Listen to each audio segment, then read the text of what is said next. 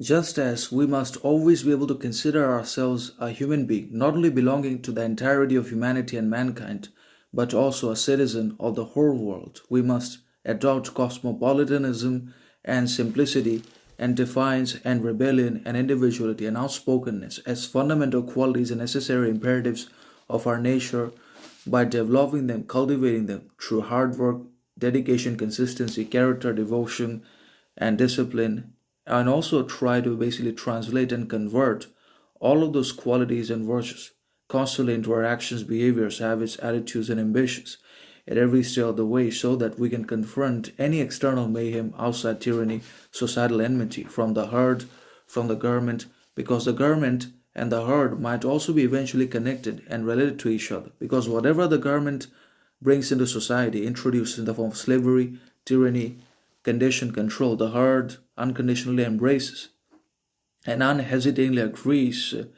and coincides to perform all of the basically conditions, obligations, expectations, demands, and desires that is asked of them. And that means in the destruction of freedom, sovereignty, independence, justice, equality from the society, the erosion of individuality,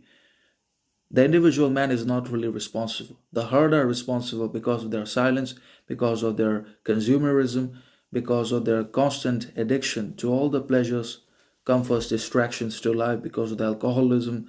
and also because they don't rebel or fight back against anything that's wrong, unjust, unfair, and discriminating, partial against them as well as against the poor, weak, insecure inside of the society. So the herd are very much to blame and they are very much responsible in the normalization of whatever has been normalized because they've normalized it. Because they're addicted to whatever the government introduces, that is phones, gadgets,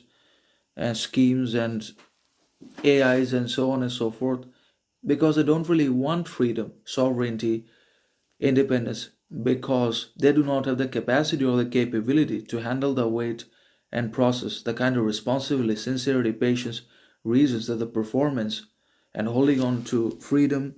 and justice, equality, sovereignty, independence requires and demands of them. They just do not have the capacity, they don't have what it needs to be free, to be sovereign, to be basically independent and authentic at every step of the way because they've either compromised all those qualities, they've sold all that in exchange for validation, success, responsibility, and now they're conditioned, controlled through slavery,